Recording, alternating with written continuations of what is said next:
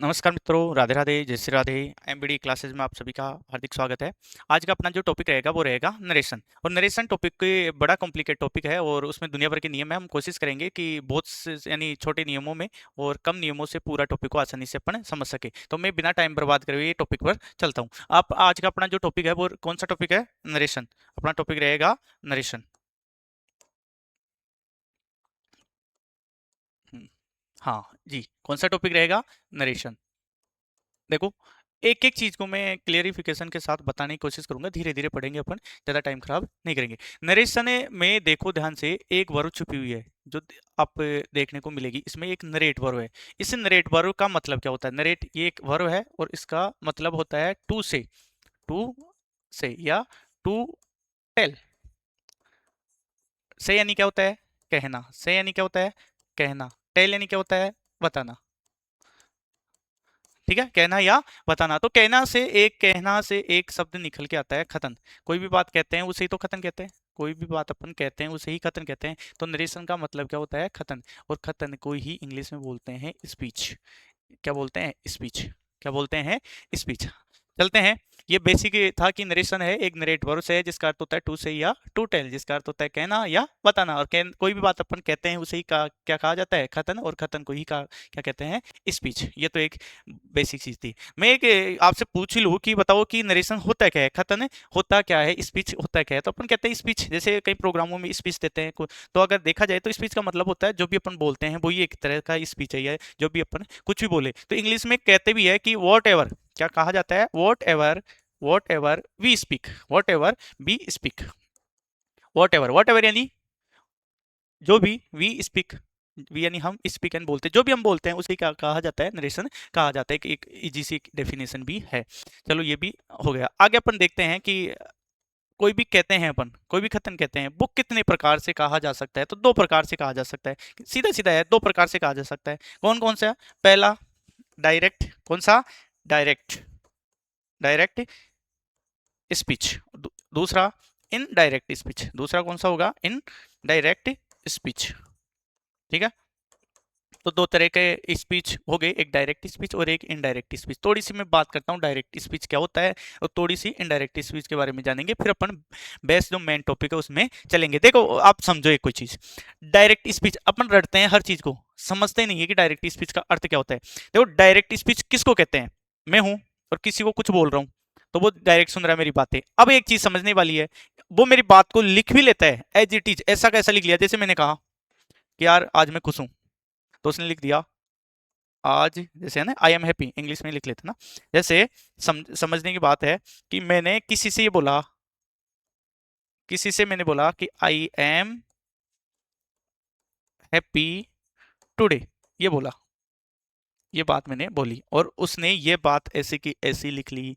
तो वो कौन सा स्पीच हो गया? Direct speech. कि आई एम हैप्पी टुडे और मैंने कही और वो लिख ली, तो किसके अंदर? इन्वर्टेड कोमा के अंदर लिखेगा कि ये मेरी बात नहीं है, किसी की बात है। अगर इन्वर्टेड कोमा के अंदर पे कर देते हैं तो वो बात लेखक की नहीं होती कि किसी की बात है, तो उसको जिसकी बात है वो आगे लिख भी दिया जाता है। जैसे मैं ये लिख दूं आई एम हैप्पी टुडे और यहाँ पर है ना, जैसे किसने बोला कि ये जैसे राज से, मान लो कि से राज से राज ने कहा कि आई एम हैप्पी टुडे, तो इसकी ऐसे कैसी बात रख दी। और इसी बात को अगर जाके बोले कि राजे से वो बोल रहा था कि वो बहुत खुश है, कि उसने मैं खुश हूँ ऐसे नहीं, वह है बहुत खुश है, तो अपने शब्दों में कुछ हेरा बदल। देखो इसमें कुछ ना कुछ चेंज कर दिया। जैसे इसने बोला कि आई एम हैप्पी टुडे और यहाँ जाके बोल दे कि ही, है ना, कि आई की जगह क्या बोल दे? ही बोल दे। और एम की जगह क्या बोल दे? ही के अकॉर्डिंग हेल्पिंग वर्ब यूज कर ले, हैप्पी टुडे। ऐसे करके कुछ अपने शब्दों में अगर चेंज करके लिख देता है तो उसे क्या बोल दिया जाता है? Indirect speech. तो ये एक टॉपिक है कि आप समझ गए होंगे कि डायरेक्ट स्पीच का मतलब होता है कि सीधा सीधा जो भी बात हो वो ऐसी कैसी हो और उसको ऐसी कैसी लिख दिया जाता है। इसलिए इसको कहा भी जाता है कि ज्यों का त्यों। और इंग्लिश में क्या बोला जाता है? एज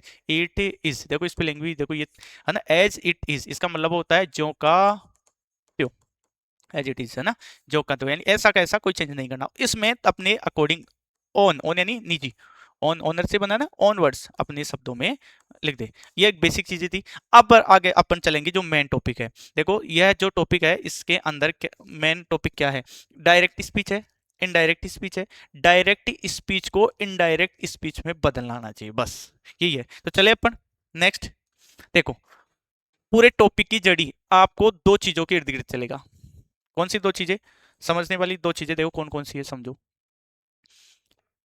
बात करता हूं मैं direct speech, speech, indirect speech.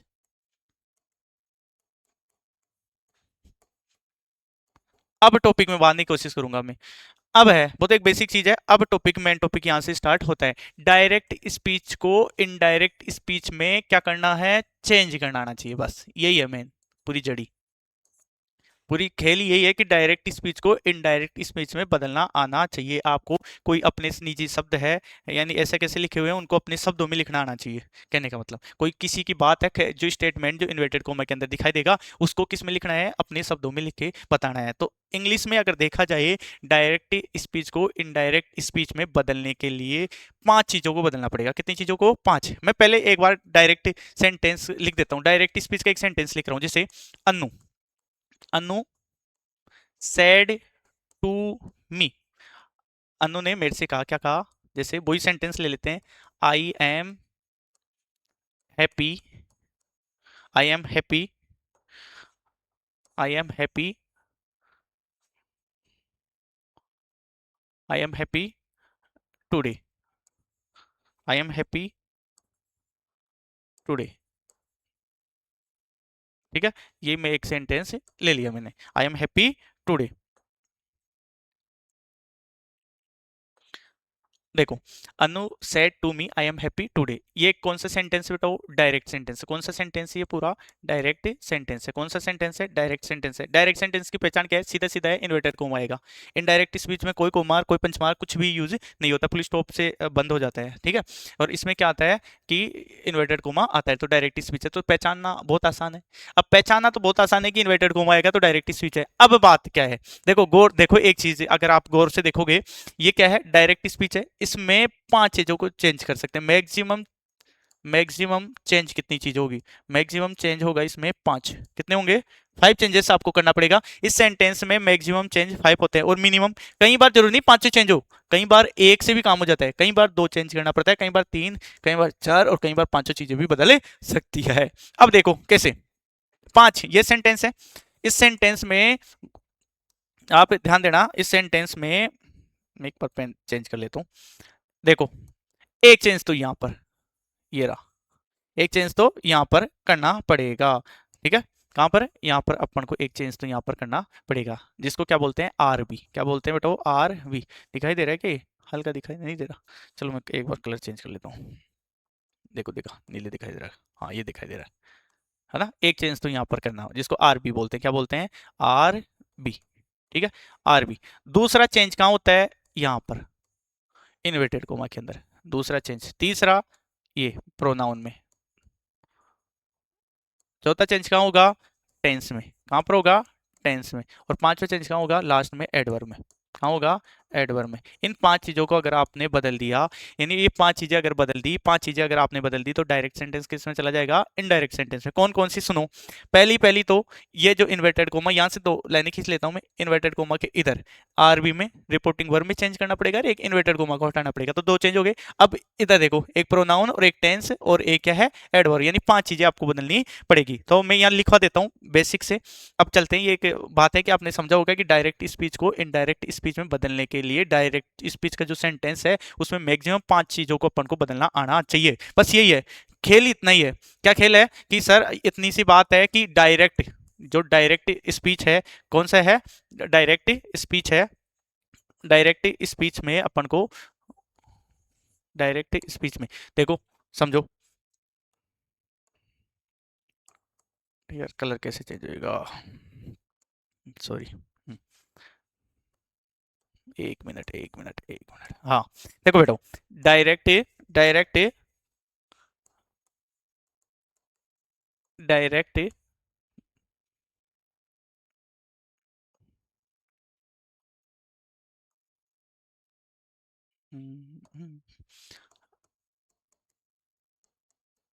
Direct speech का एक सेंटेंस है, उसको किस में बदलना चेंज करना, किस में बदलना, चेंज करना सीखेंगे। डायरेक्ट स्पीच के सेंटेंस को चेंज करना सीखेंगे इनडायरेक्ट में, किस में चेंज करना पड़ सीखेंगे, इनडायरेक्ट स्पीच में। यानी कहने का मतलब आपको डायरेक्ट स्पीच का एक सेंटेंस मिलेगा, उसको इनडायरेक्ट स्पीच के सेंटेंस में चेंज करना आना चाहिए। तो इधर के जो डायरेक्ट स्पीच का सेंटेंस है उसमें 5 चीज़ें ढूंढनी पड़ेगी। कितनी चीज़ें ढूंढनी पड़ेगी, 5, जो बहुत आसान है ढूंढना। पहली आरबी, कौन सी, आरबी। दूसरी, दूसरी इसमें आएगी इन्वर्टेड कोमा, इन्वर्टेड कोमा। दूसरी कौन सी चीज होगी, इन्वर्टेड कोमा।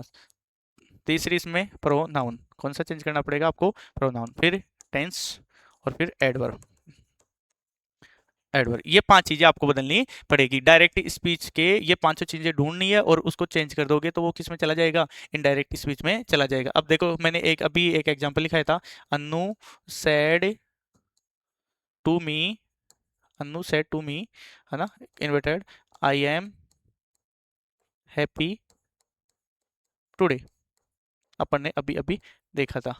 ठीक है, देखो ये तो एक सब्जेक्ट है, इसको तो देखना ही नहीं है। एक तो ये क्या है, सब्जेक्ट है। ठीक है, अब देखो सब्जेक्ट के जस्ट बाद में, सब्जेक्ट के जस्ट बाद में जिसको बोलते हैं आर बी, रिपोर्टिंग वर्ब, क्या बोलते हैं इसको, मैं रिपोर्टिंग वर्ब के नाम से जानेंगे अपन इसको। आगे चले, ये ऑब्जेक्ट है, इससे कोई मतलब नहीं है। इन्वर्टेड कोमा, ये 2 इन्वर्टेड कोमा है, तो इसके साथ ये भी आ गया, तो मैं एक पे ही गोला कर रहा हूँ, इसके साथ ये भी आएगा। दूसरा आई सी, इन्वर्टेड कोमा, शॉर्ट में लिख दिया मैंने आई सी। तीसरा जस्ट इसके आ गई प्रोनाउन, ये होता है प्रोनाउन। और चौथा इसमें जस्ट इसके आगे जो टेंस दिखाई देगा ये है टेंस। और लास्ट लास्ट में अगर कोई एडवर्ब है तो इसमें एडवर्ब कौन सी है, ये एडवर्ब क्या होती है आप समझते हो, एडवर्ब। ठीक है, एडवर्ब किसको कहते हैं, कई बार कहीं को नहीं पता रहता कि एडवर्ब क्या होता है। देखो एडवर्ब किसको कहते हैं, एडवर्ब अगर शॉर्ट में देखें MPTR, MPTR, मैनर बताने वाले वर्ड्स, प्लेस, टाइम और रीजन, ऐसे शब्द जो ये चीजें बताते हैं वो एडवर्ब होती है। ठीक है, ज्यादातर इसमें अगर देखे जाए तो डायरेक्ट स्पीच या इनडायरेक्ट स्पीच में आपको यानी समय वाली, टाइम वाली ही एडवर्ब देखने को मिलती है, कुछ एक दो पैलेस वाली भी दिखाई देती है। ठीक है, तो ये 5 चीजें अपन बदलेंगे। एक तो अनु सैड टू मी, है ना, आई एम हैप्पी टुडे, इसमें जैसे अनु के बाद जो भी एडवर्ब यह है वर्ब दिखाई दे रही है जिसको क्या बोलते हैं, रिपोर्टिंग वर्ब बोलते हैं। आगे चलो, उसके बाद अगर ये कोमा है जो आई सी इन्वर्टेड कोमा, फिर उसके बाद जो दिखाई देगा वो प्रोनाउन, फिर टेंस और फिर एडवर्ब। ये 5 चीजें आपको पहचानना आनी चाहिए जो बहुत आसान है, और इन 5 चीजों को बदलना आना चाहिए। एक एक चीज को बदलना सिखाऊंगा कि इसकी जगह क्या आएगा, इसमें क्या चेंज करे, इसमें क्या चेंज करे, इसमें क्या चेंज करे, इसमें क्या होगा, इसमें क्या होगा। ऐसे इस प्रकार से 5 को अगर आपको बदलना आ गया तो डायरेक्ट सेंटेंस को इनडायरेक्ट में चेंज करना आ जाएगा। अब देखो बेटा कैसे, पहले पहले तो मैं 5 में से एडवर्ब की, एडवर्ब में कुछ भी नहीं दिमाग लगाना, सीधा सीधा होता है। डायरेक्ट स्पीच में जैसे टुडे है तो इनडायरेक्ट में टुडे का क्या हो जाता है, दैट डे, क्या हो जाता है, दैट डे, जो आपने बचपन में छोटी क्लासों में भी पढ़ा होगा। सीधा सीधा, तो आपको सीधा सीधा एक टेबल है जो कहीं पर भी मिल जाएगी, डायरेक्ट स्पीच की जो एडवर्ब है इनडायरेक्ट में क्या लिखा जाता है वो आपको कहीं पर भी मिल जाएगी। जैसे टुडे का दैट डे, टू नाइट का दैट नाइट आता ना। यस्टरडे का क्या होता है, यस्टरडे यानी बीता हुआ कल, यानी प्रीवियस डे, और टुमारो यानी फॉलोइंग डे, ऐसे आपको देखने को मिल जाएगी। तो मैं टेबल दे दूंगा आप सभी को।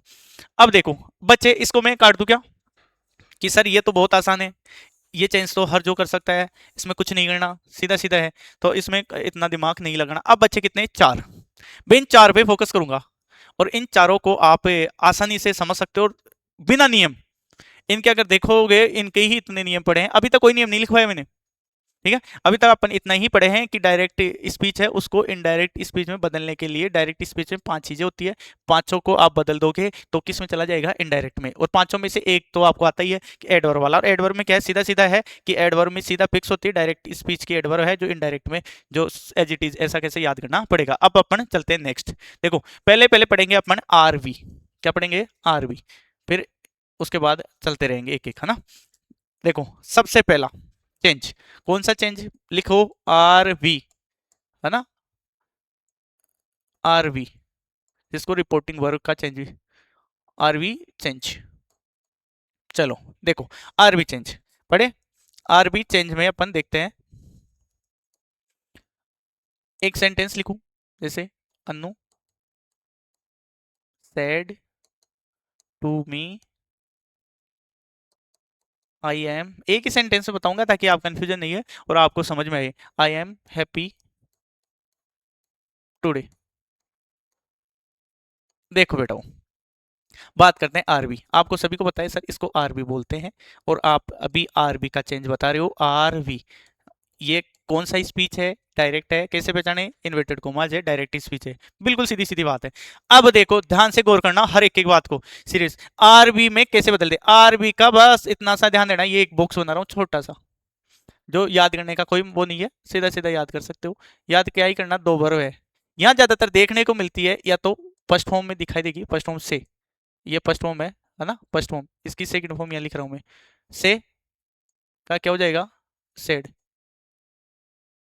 से और सेड, से की फर्स्ट फॉर्म क्या होती, सेकंड फॉर्म होती है सेड।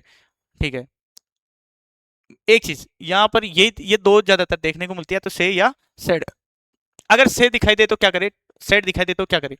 समझो, से दिखाई दे तो से के पास या तो टेल में जा सकता है या आस्क में जा सकता है। समझो, टेल की सेकंड टोल्ड होती है, और आस्क की आस्क्ड होती है। ये तीन वर्ब आपको याद करनी है, say, said, tell, told, ask, asked. ये फर्स्ट फॉर्म, ये सेकंड, ये टेल की, से, टोल्ड, आस्क की, आस्क्ड। अब समझो, जो समझने वाली बात है, यहां पर जो आता है ना, यहां मैं एक लाइन बॉर्डर खींच रहा हूं, ये सबसे बड़ी गलती। यहां पर से का, अगर से देखने को मिले तो से का क्या हो सकता है? टेल हो सकता है। से का क्या हो सकता है? आस्क हो सकता है। कई बार से का से भी रह सकता है। क्या समझने को मिला कि सर से इन तीनों में किसी में भी बदल सकता है, लेकिन इधर नहीं जाएगा। मैं ये कहना वाला था कि आपको फर्स्ट फॉर्म का हमेशा फर्स्ट फॉर्म में ही बदलना है, और सेकंड फॉर्म को सेकंड फॉर्म में ही बदलना है। तो ये तो समझ में आ जाना चाहिए। क्या सेकंड फॉर्म है तो सेकंड फॉर्म में जा सकती है, तो ये इसका ये रह सकता है, या इसमें जा सकता है, या इसमें जा सकता है। ये तीन ही है। अब कैसे जाएगा, कोई याद करने वाला नहीं है, सीधा सीधा समझाऊंगा, कोई नियम नहीं है। देखो आप सीधा सीधा बेसिकली समझो, यहाँ पर कौन सी फॉर्म है? सेकंड। तो इतना तो डिसाइड हो गया, सेड का या तो टोल्ड होएगा या आस्क होएगा, या तो क्या होएगा? टोल्ड होएगा या आस्क होएगा, या खुद का खुद भी रह सकता है। ठीक है, मैं एक लाइन खींच रहा हूँ यहाँ पर, समझो बेसिक। दो परिवर्तन है, एक तो आरवी के, और एक ये इन्वर्टेड कोमा। देखो ध्यान से, है ना, इन्वर्टेड कोमा, इन्वर्टेड कोमा जिसको आईसी बोलते हैं। ये दोनों परिवर्तन हमेशा खुद पे नहीं होते, ये दोनों आरबी आईसी इधर देखते हैं चेंज होते हैं।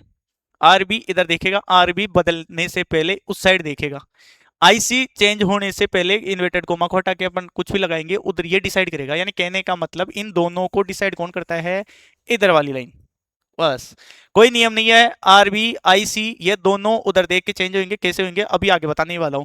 और इसी प्रकार सुनो, बहुत बढ़िया, देखो यह है प्रोनाउन, और यह है टेंस। दो बचे ना, आरबी आईसी, प्रोनाउन, टेंस, ये दोनों इधर देख के बदलते हैं। बस इतना ही याद रखना है कि सर स्टार्टिंग के दोनों तो इधर देख के चेंज होते हैं, ये दोनों इधर होके, ये पूरे नियम हो गए। अब कैसे बदलते हैं देखो, गौर करो। सेड है, सेड क्या देखेगा इधर? सेड के पास ही क्या है? टोल्ड में जा सकता है या आस्क्ड में जा सकता है, यही है ना। सेड इधर देखो, समझो, इस साइड देखेगा, क्या देखेगा? क्वेश्चन मार्क देखेगा। क्वेश्चन मार्क है तो किस में जाएगा?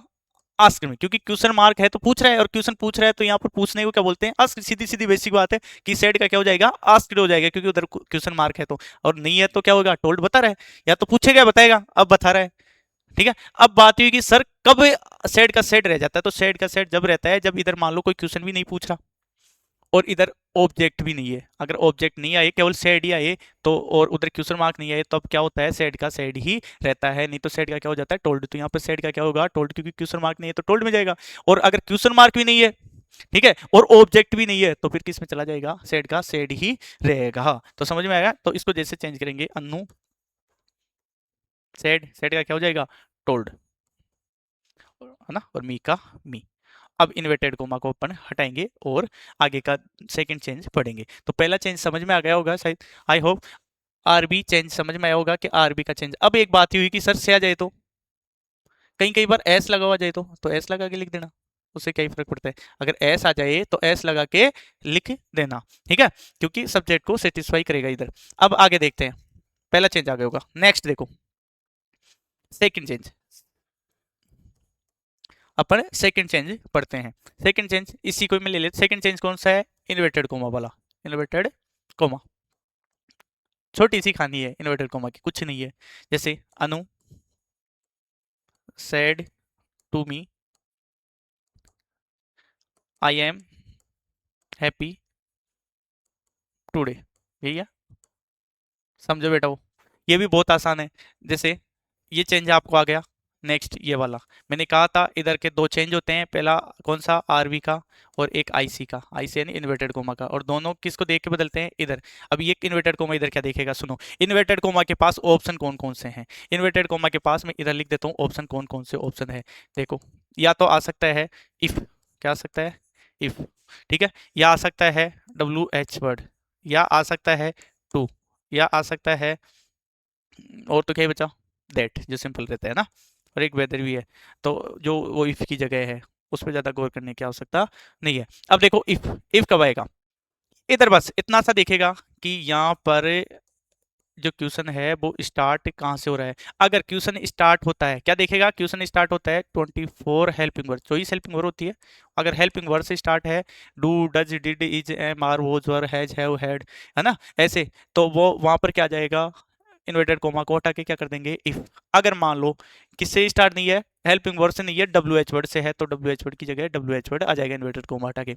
अगर मान लो कि हेल्पिंग वर्ब भी नहीं है और डब्ल्यू एच वर्ड भी नहीं है, तो क्या आएगा, सिंपल सब्जेक्ट से स्टार्ट है, किससे स्टार्ट है, सब्जेक्ट से स्टार्ट है, तो कहाँ से, देट, सिंपल सेंटेंस में देट यूज करेंगे। टू कब करते हैं, जब वर्ब की फर्स्ट फॉर्म से स्टार्ट हो जाए मान लो, है ना, और वर्ब की फर्स्ट फॉर्म से कब होगा, कोई स्पेशल कंडीशन में ही स्टार्ट होता है, जैसे एक्सक्लेमेटरी साइन वो आते हैं ना, तभी, तब क्या लगाना है टू। तो ये कहानी किसकी है, इन्वर्टेड कोमा की कहानी है जो अपन देखेंगे, ठीक है। जैसे अब यहाँ पर ध्यान से देखो, इसको चेंज कर देगा अनु, सेड का आपने पहले करा ही था, सेड का क्या हो जाएगा, टोल्ड, ठीक है, मी की जगह मी, इसमें सिंपल सेंटेंस है, सब्जेक्ट से स्टार्ट है, तो किसका यूज करेंगे, दैट।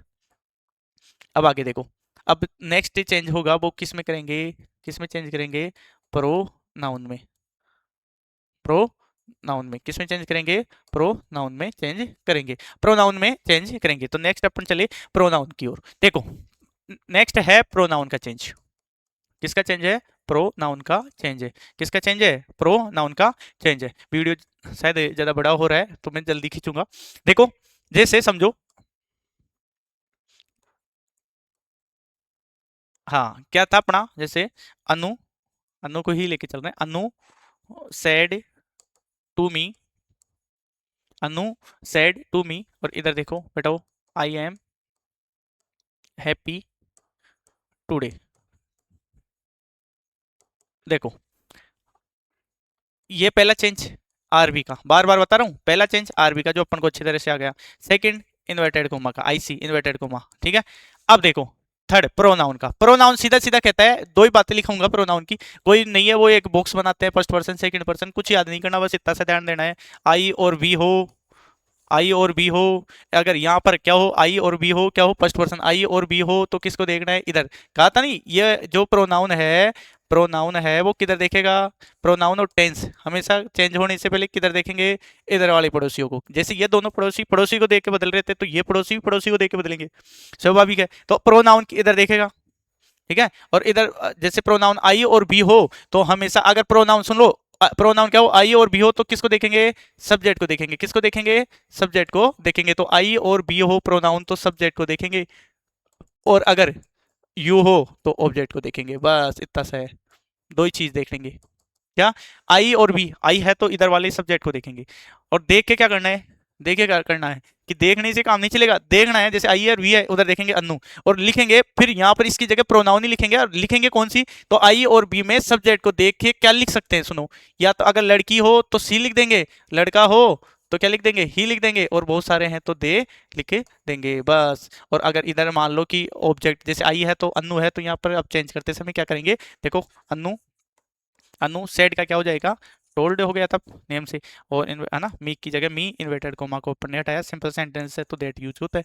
और आगे देखो आई, आई है प्रोनाउन है, आई और वी हो तो किसको देखते हैं, इधर सब्जेक्ट को देखते हैं, सब्जेक्ट में क्या देखा, लड़की है तो क्या लिखेंगे, शी, क्या लिखेंगे, लड़का होता इधर देखे तो क्या लिखते ही, और अगर प्लूरल है तो दे, ठीक है। आगे नेक्स्ट ले, अब नेक्स्ट चेंज कौन सा बचा है अपना, टेंस का, लास्ट टेंस, और टेंस का मैं यही बता देता हूँ, टेंस का चेंज नेक्स्ट कौन सा है, टेंस का चेंज। देखो बेटा टेंस बिल्कुल आसान है, टेंस की सीधी सीधी लाइन है ये भाई साहब, ये कहता है मैं जब ही बदलूंगा पहले उधर देखूंगा, चल रहे हैं आ रहे हैं जैसे ही बदल देते हैं, नहीं, ये कहेगा कि उधर का सेंटेंस अगर पास्ट टेंस में हो, क्या बोलता है टेंस, टेंस एक बात बोलता है कि यहाँ लिख रहा हूं देखो, कि उधर का पड़ोसी, पड़ोसी किस टेंस में हो, पास्ट टेंस में हो तो ही मैं बदलूंगा, पास्ट टेंस में हो तो चेंज करना है, नहीं तो चेंज होगा, है ना।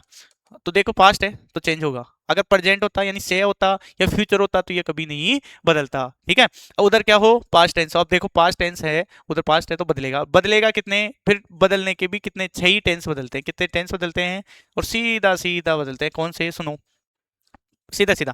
प्रेजेंट सिंपल किस में चला जाएगा, पास्ट सिंपल में उधर, प्रेजेंट कंटिन्यूस पास्ट कंटिन्यूस में, प्रेजेंट परफेक्ट पास्ट परफेक्ट में, present perfect continuous past perfect continuous, तो इधर के चारों में चले जाएंगे, ये तो बिल्कुल आसान है।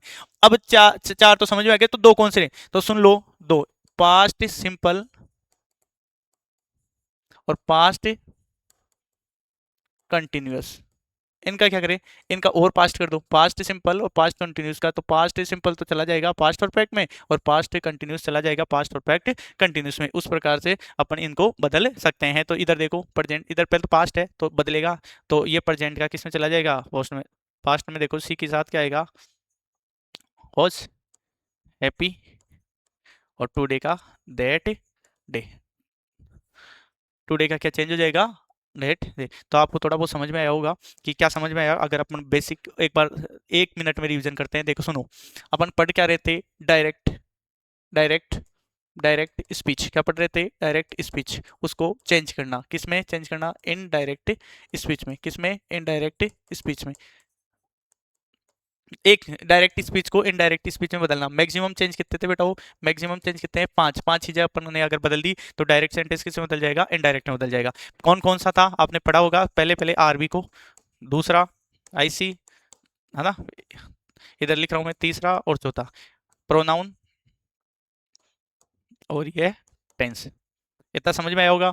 ये आरबी इधर वाले को देखते हैं, आईसीआरबी चेंज होने इधर देखते हैं, ये दोनों इधर देखते हैं और फिर बदलते हैं, है ना। तो ये चीजें अपन ने पढ़ी, और पांचवा था एडवर्ब, तो एडवर्ब सीधा सीधा याद करना है। आई होप समझ में आया होगा, ठीक है। शुभ रात्रि सभी को, राधे राधे, जय श्री राधे।